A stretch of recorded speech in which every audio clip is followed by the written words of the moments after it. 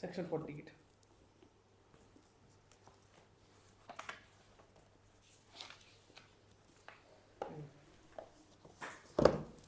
Section 48।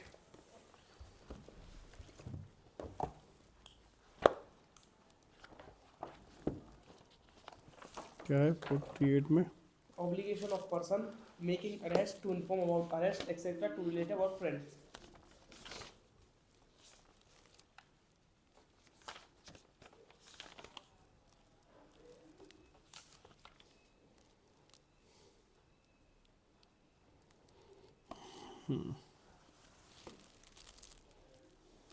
Section 48. Obligation of person making arrest to inform about arrest, etc. to relative or friend.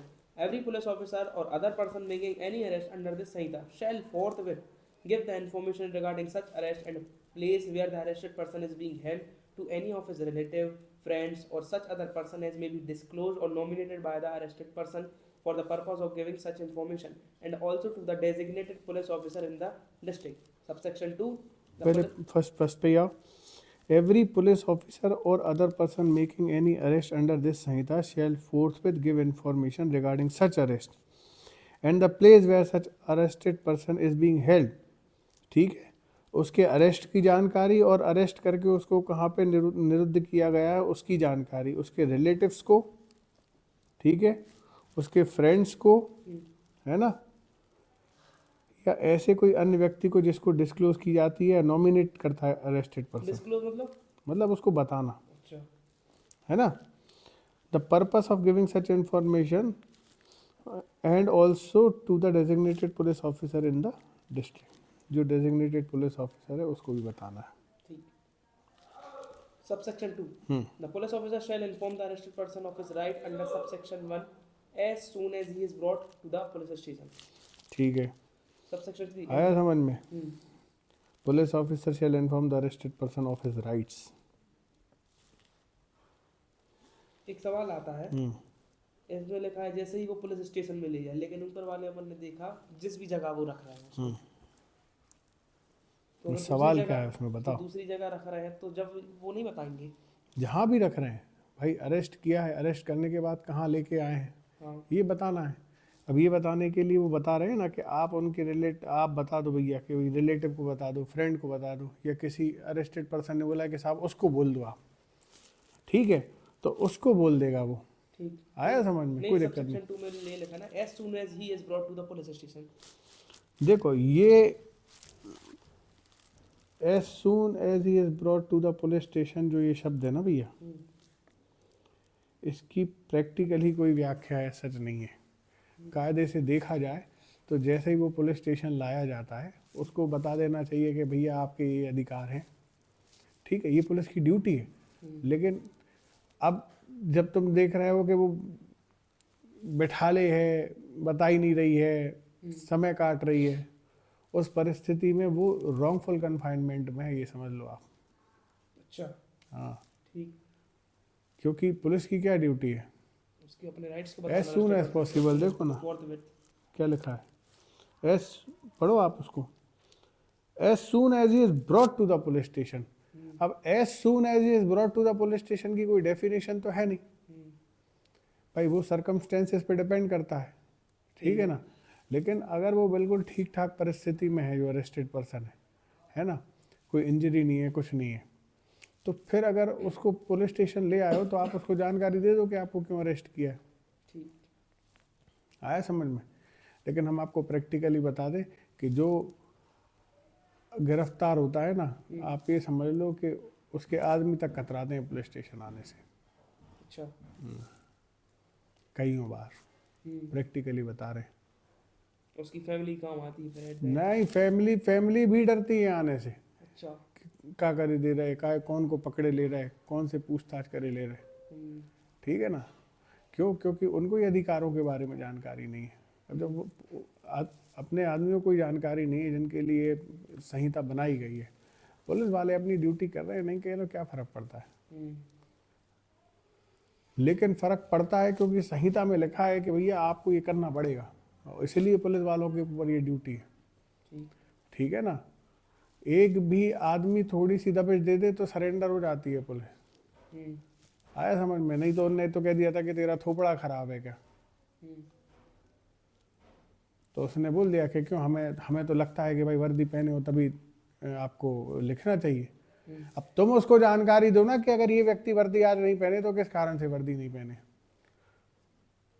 Police तो training में आती है, training में ही वर्दी पहन के नहीं आती है, कई बार देखा होगा आपने, कितनी एकेडमीज में ट्रेनिंग होती है पुलिस वाले की, पुलिस वाली वर्दी में नहीं होते। तो वहां पे उनके रूल्स बताते हुए ना कि भैया आपको वर्दी में होना है कि नहीं होना है, और वहीं कोई सीनियर ऑफिसर आता है तो कैसी भी परिस्थिति हो सब वर्दी में होते हैं।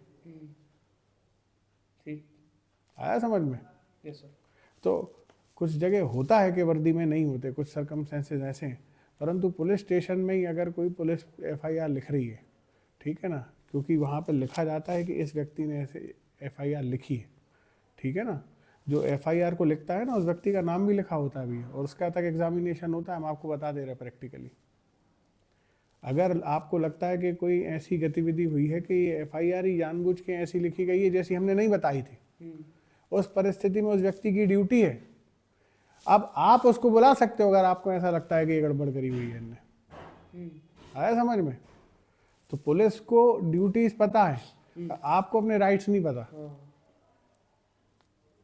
और जब यहाँ पे ये गैप रहेगा तो कहीं ना कहीं पुलिस फायदा उठाती रहेगी, ये मान लो आप।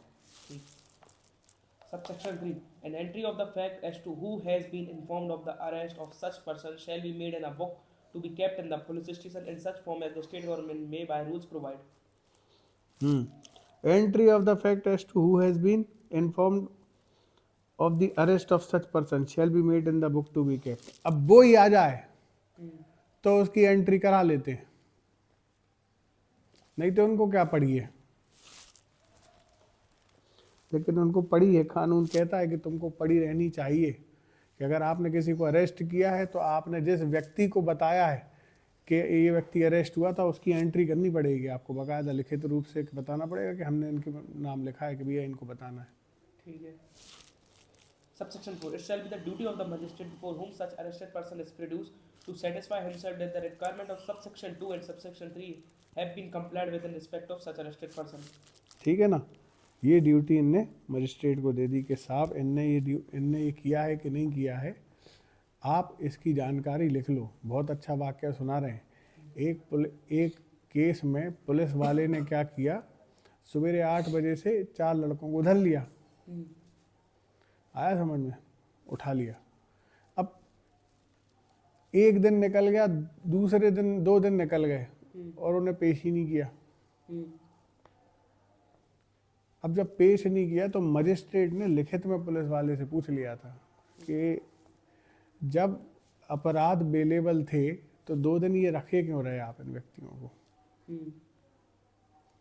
तब पुलिस वाले की ये ड्यूटी थी लिखित रूप में स्पष्टीकरण देना कि साहब क्यों रखे थे हम इनको, क्योंकि कोर्ट में जवाब देना पड़ेगा पुलिस वाले को कि भाई हम 2 दिन तक इन्हें रखे क्यों रहे, कोई कारण था क्या आपके पास।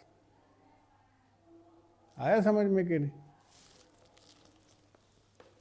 Section 49. Search of arrested person. Subsection 1. Whenever a person is arrested by a police officer under a warrant which does not provide for the taking of bail, or under a warrant which provides for the taking of bail, but the person arrested cannot furnish bail. And second, a person is arrested without warrant or by a private person under a warrant and cannot legally be admitted to bail or unable to furnish bail. The officer making the arrest, or when the arrest is made by a private person, the police officer to whom he makes over the person arrested makes such person and place in safe custody all articles other than necessary wearings, apparels found upon him, and where any article is seized from the arrested person, a receipt showing the articles taken in possession by the police officer shall be given to such person. Whenever, subsection 2, whenever it is necessary to cause a female to be searched, the search shall be made by another female with strict regard to decency. आया समझ में? देखो यहाँ पे क्या लिखा है, जब किसी व्यक्ति को पुलिस ऑफिसर ने अरेस्ट किया है या किसी व्यक्ति को वारंट के साथ या बिना वारंट के अरेस्ट किया है, अब उसको बेल लेनी चाहिए थी, अब लेकिन वो बेल क्या कहते हैं प्रोड्यूस ही नहीं कर पा रहा, ठीक है, तो फिर अब इस व्यक्ति को आपको क्या करना पड़ेगा, कस्टडी में लेना पड़ेगा, या आपने जिसको बिना वारंट के अरेस्ट किया है उसको आपको कस्टडी में लेना पड़ेगा। तो जो व्यक्ति अरेस्ट कर रहा है, ठीक है ना, और अगर प्राइवेट व्यक्ति ने अरेस्ट किया है तो प्राइवेट व्यक्ति एक पुलिस ऑफिसर को पुलिस स्टेशन में जाके सुपुर्द कर देगा उस आदमी को कि भैया तू जा, अब हमारी जिम्मेदारी खत्म हो गई, क्योंकि प्राइवेट पर्सन तो पुलिस ऑफिसर नहीं है ना। हाँ, अब उसने देख लिया कि ये ऊपर की परिस्थितियां हैं। ठीक। अब आपने जब उसको अरेस्ट कर लिया है तो भैया क्या पहने हैं, अंगूठी पहने, सोना पहने, चांदी का कुछ पहने हैं, XYZ कोई भी आर्टिकल रखे हैं, पैसे रखे हैं, पर्स रखे हैं, ठीक है, ये सारी चीज़ें वो होती हैं उसके पास। तो उस व्यक्ति को इन पर्सन सर्च किया जाता है और जो भी चीज़ें उससे पाई जाती हैं, है ना, देखो वहाँ पे लिखा हुआ है necessary wearing apparel found upon him and where any article is seize, कोई अगर कोई आर्टिकल जब्त किया जाता है पुलिस के द्वारा तो इन सब चीज़ों की क्या होती है, एक रसीद दी जाती है पुलिस ऑफिसर के द्वारा कि भैया ये तुम्हारी चीज़ें हमारे पास में है कस्टडी में। ठीक। प्राइवेट पर्सन को ये राइट नहीं है ये सब करने का, ये पुलिस, और क्योंकि प्राइवेट पर्सन नहीं नहीं बिल्कुल नहीं है। पुलिस ऑफिसर प्राइवेट पर्सन ने अरेस्ट करके पुलिस ऑफिसर को दे दिया, अब पुलिस ऑफिसर का ये काम है, कस्टडी में पुलिस ऑफिसर ही रखेगा। ठीक sir. Subsection 2, whenever it is necessary to cause a female to be searched, the search shall be made by another female with strict regard to decency. अगर आप महिला को सर्च कर रहे हो तो तुमने, हालांकि देखो महिला के सर्च की डिसेंसी की बात अगर करें और प्राइवेसी की बात करें तो छोटी छोटी जगह इस बात का ध्यान रखा जाता है। तो जेल में हो तो तुम भूल जाओ कि पुरुष के सामने कभी ऐसे सर्च होती है, ठीक है, तुमने देखा होगा एयरपोर्ट्स हो गए, कितनी सारी चीज़ें हो गई। हाँ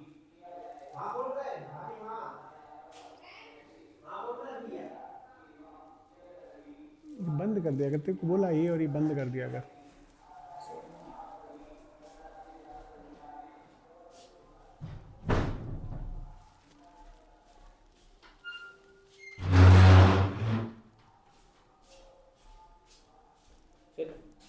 ठीक है ना,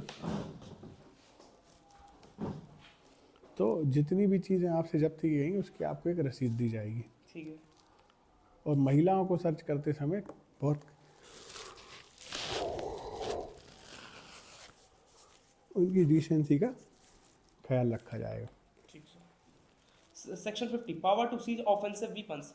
The police officer or other person making any arrest under this Sanhita may immediately after the arrest is made take from the person arrested any offensive weapon which he has about his person and shall deliver all weapons so taken to the court or officer before which or whom the officer or person making the arrest is required by the Sanhita to produce the person arrested. ठीक है, अगर कोई offensive weapon उसके पास मिलता है arrested person के पास तो उसको सीज करके उसको कोर्ट में डिलीवर करना या डेजिग्नेटेड पुलिस ऑफिसर के समक्ष डिलीवर करने की जिम्मेदारी किसकी होती है? जिसने अरेस्ट किया है। बहुत बढ़िया। इसमें से पुलिस ऑफिसर तो है ही, अदर पर्सन इसमें प्राइवेट पर्सन भी हो जाएगा, बिल्कुल मजिस्ट्रेट भी भाई, हो जाएगा।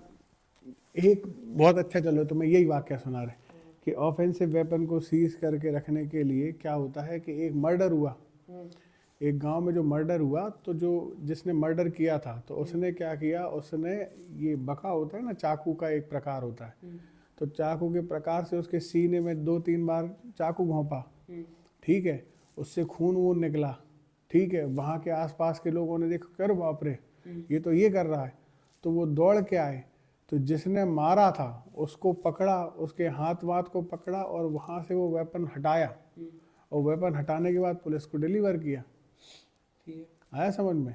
तो ये प्राइवेट पर्सन कर सकता है। अब तुम परिस्थितियाँ अलग अलग प्रकार की होती हैं, ठीक है, कायदा तो यही है कि भैया आपने पकड़ा और आपने उस अपराध को बचाने का प्रयास किया और जो भी वहाँ पे चीज़ पाई गई जिससे अपराध हुआ है वो पुलिस को डिलीवर करो, उसमें कोई बड़ी बात नहीं है ना।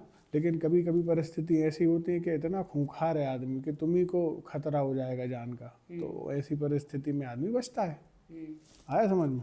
हमने एक चीज़ पढ़ी थी इसमें, अदर पर्सन मजिस्ट्रेट को भी देता है इसमें, तो मजिस्ट्रेट भी इंक्लूड है ना अदर पर्सन में। तो मजिस्ट्रेट इसमें लिखा है to be taken before the court, तो मजिस्ट्रेट स्वयं की कोर्ट में तो ला नहीं जा सकता, नहीं दूसरे कोर्ट में लाया है। वैसे भी हम तुम्हें बता दे रहे हैं, ऐसी कोई परिस्थिति आती है ना कि उस वेपन को कोर्ट में प्रोड्यूस करना है तो उस वेपन की कस्टडी का आदेश भी कोर्ट देती है। अच्छा, तो तुमको क्या लगता है कि वो वेपन ऐसे इधर उधर घूमता रहेगा? भाई वो कस्टडी में है तो कस्टडी होनी प्रॉपर दिखनी चाहिए कि किसकी कस्टडी में है। भाई अगर इन्वेस्टिगेशन कर रही है तो पुलिस रखेगी, मान लो पुलिस रखेगी तो वो फॉरेंसिक में भेजती है, फला भेजती है, बैलिस्टिक उसकी जांच होती है, खून की जांच होती है, खून के थक्कों की जांच होती है जो वेपन पे पाए जाते हैं, है ना, फिंगरप्रिंट्स की जांच होती है जो वेपन पे पाए जाते हैं। अब ये रोज मजिस्ट्रेट के पास जाएगा और मजिस्ट्रेट रोज आदेश देगा कि हाँ भैया ले जाओ, ऐसा थोड़ी ना होता है। इसलिए जब भी अपराध होता है तो तुमने देखा होगा कि वेपन पुलिस के पास होती है, पुलिस को पूरा जब्त तब्त करती है, उसका मेमो बनाती है, सीजर मेमो, और फिर जब उसको जैसी परिस्थितियों में इन्वेस्टिगेशन में आगे भेजना होता है भेजती है। आया समझ में? सही बात है। लेकिन कई बार ऐसे चांसेस आ सकते हैं कि भैया मजिस्ट्रेट के सामने प्रोड्यूस कर दिया कि ये वेपन था साहब, इसकी कस्टडी चाहिए, कस्टडी वो दे देता है, ठीक है। संज्ञान में आ गया उसके कि ऐसे कोई अपराध में कोई वेपन यूज हुआ है। लेकिन अगर तुम नॉर्मली देखोगे जो रेगुलर ऑफेंसेस हैं,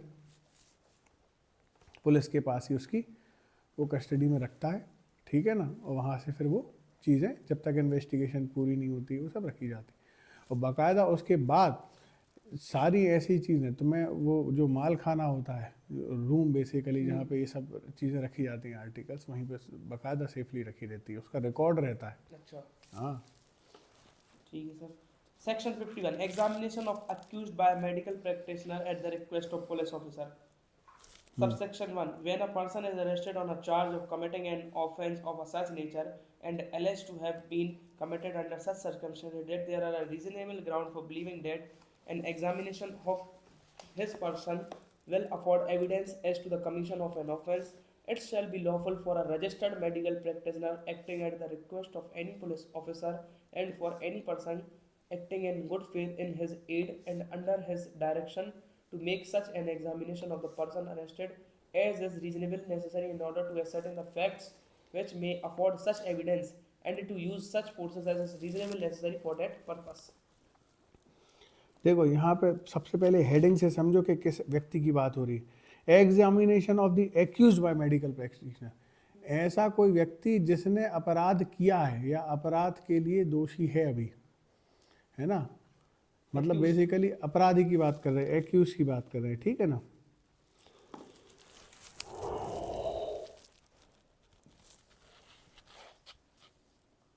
अरेस्टेड पर्सन में दोनों आ जाते हैं, एक्यूज भी आ जाते हैं, प्रिवेंटिव डिटेंशन वाले भी आ जाते हैं, लेकिन एक्यूज में वही आते हैं जिन्होंने कुछ अपराध किया है।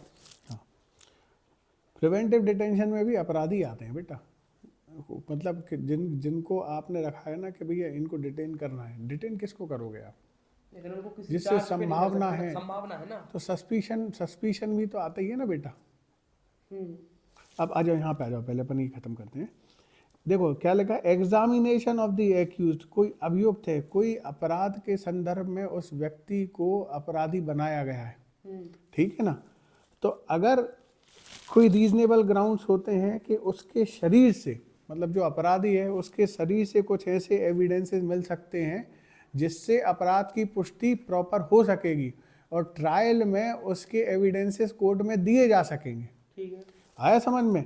तो ऐसे व्यक्ति की क्या हो सकती है, मेडिकल एग्जामिनेशन की जा सकती है रजिस्टर्ड मेडिकल प्रैक्टिशनर के द्वारा। किसकी रिक्वेस्ट पे? At the request of the police officer, है ना। अब देखो, and for any person acting in good faith in his aid and under his direction to make such examination of the person arrested as is reasonably necessary. यहाँ पे देखो सबसे important line है, in order to ascertain the facts which may afford such evidence and to use such force as reasonably be necessary for that purpose. ये सबसे important है क्योंकि यहाँ पे कॉन्स्टिट्यूशनैलिटी को चेक किया जा सकता है। कैसे? यहाँ पे ये लिखा है कि भैया किसी व्यक्ति को अगर आपने अरेस्ट किया है और उससे कोई एविडेंसेस मिल रहे हैं तो उसकी मेडिकल जांच के लिए पुलिस ऑफिसर रिक्वेस्ट कर सकता है और मेडिकल प्रैक्टिशनर उस व्यक्ति की जांच कर सकता है। अभी सबसे बड़ा प्रश्न ये आता है कि जिस व्यक्ति की जांच होनी है उसके प्राइवेसी के अधिकार मर गए हैं क्या? अपने खिलाफ वो खुद सेल्फ आ गया समझ में? बहुत बढ़िया, सेल्फ इनक्रिमिनेशन का लॉ अप्लाई हो जाता है, एग्जैक्टली, ठीक है ना। तो वहाँ पे जब ये बोल रहे हैं कि भैया अपने ही खिलाफ सबूत देगा क्या, लेकिन वो यहाँ पे कॉन्स्टिट्यूशनली वैलिड इसलिए बोला है क्योंकि यहाँ पे ये भी लिख दिया है कि अगर ऐसा व्यक्ति मना करता है तो आप युक्त फोर्स का, बल का प्रयोग कर सकते हैं उसके एविडेंसेस लेने के लिए। क्यों? क्योंकि अपराध की पुष्टि के लिए वो जरूरी है। आया समझ में? ठीक। यहाँ पे जो लॉ ऑफ सेल्फ इंक्रिमिनेशन है उसको बैलेंस करना पड़ेगा, नहीं तो क्या होगा कि हर बार क्या करेगा, जैसे ही अपराधी की खुद की जांच होने लगेगी, अब सपोज रेप का ऑफेंस है, अब तुम्हें सीमेन की जांच करनी है, कुछ हेयर बॉडी में कुछ ऐसी कोई चीज़ है जिसकी जांच करनी है, नाखून के वो कुछ जो मतलब झपटी वपटी हुई है, किस छेड़ झपटी हुई है या किसी को छेड़ा है, या मतलब ऐसा कह सकते हो कि कोई खींचा तानी हुई है, तो ऐसे में कुछ घाव हो सकते हैं उसकी बॉडी में मिल जाए, नाखून फंसे मिल सकते हैं, उसके बाल मिल सकते हैं किसी लड़की के, या कुछ भी कह सकते हो, या रेप हुआ है तो ऐसे और चीज़ें मिल सकती हैं। आया समझ में? अब जब ऐसी चीज़ें मिलती हैं और ऐसे अपराध के होने की जब होती कि ऐसा अपराध हुआ है, तो भैया फिर हम अरेस्टेड व्यक्ति को जो उसका अपराधी हो सकता है तो उसको थोड़ी ना आप फ्री छोड़ दोगे। सही बात है। हमें दिक्कत ये है कि मेडिकल एविडेंसेस की ज़रूरत है। अब मेडिकल एविडेंसेस नहीं मिलेंगे तो हम उसकी क्या कहते हैं उसको अपराध उसको दोष सिद्ध नहीं कर पाएंगे, तो सरकार का तो काम व्यर्थ हो जाएगा ना, जिसके लिए उसको इतनी मेहनत करनी पड़ रही है।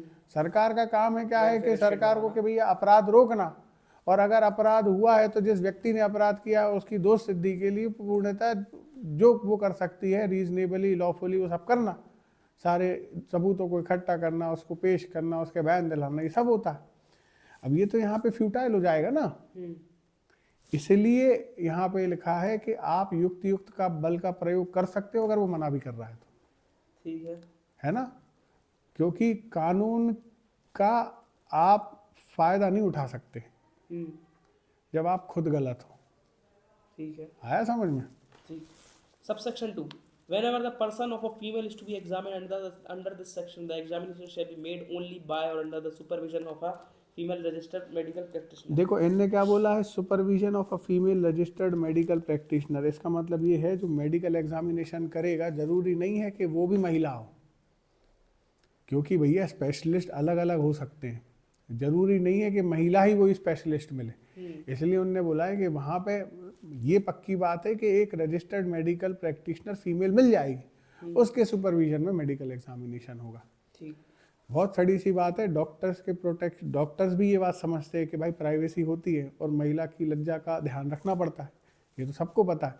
तो तुमने देखा होगा कि छोटे छोटी जो क्लिनिक्स भी होते हैं उसमें जब महिला की जांच हो रही होती है तो भले ही पुरुष कर रहा है, भले ही मेल डॉक्टर कर रहा है, लेकिन तुमने देखा होगा कि या तो नर्स या तो फीमेल अटेंडर या तो फीमेल डॉक्टर होती है वहाँ, और इन एनी केस जब नहीं होती तो उसी के परिवार के लोग होते हैं अंदर क्लिनिक में, ये भी तुम देख लेना। वो उसका बेसिक कारण यही है। ठीक। आया समझ में?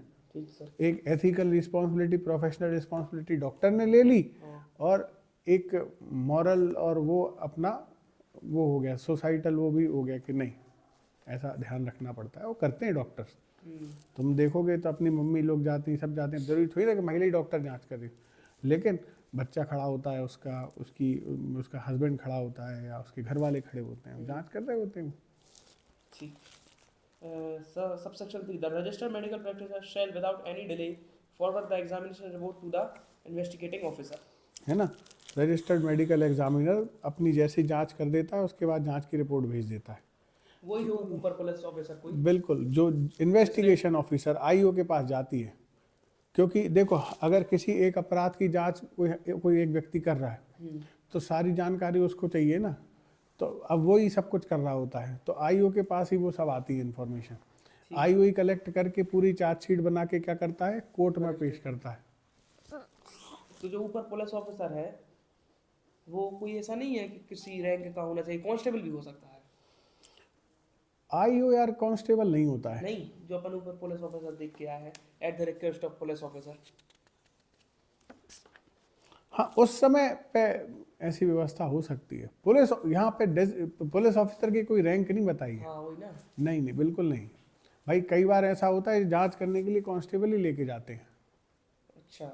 जैसे महिला आई, महिला ने कोई अपराध को उसने बता दिया कि भाई हमारे साथ ये हुआ है, सेक्सुअल असॉल्ट हुआ है, हमारे साथ रेप हुआ है, तो अब सबसे पहले पुलिस वाले क्या करेंगे, सबसे पहले पुलिस वाले एफआईआर लिखेंगे, तो ठीक है महिला का एग्जामिनेशन भी तो इतना इम्पोर्टेंट है।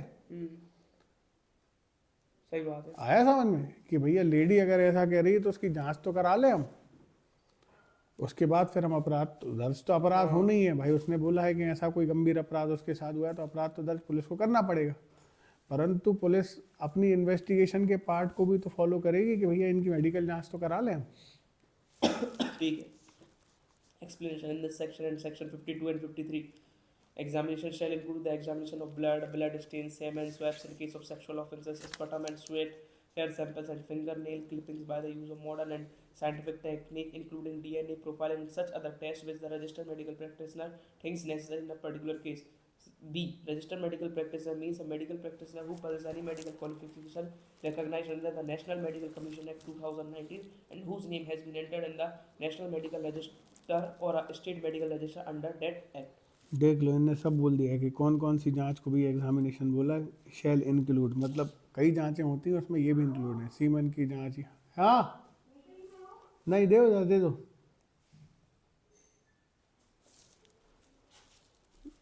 अरे यार टोस्ट नहीं खाएंगे, वो खाएंगे मूसली, टोस्ट नहीं खाएंगे।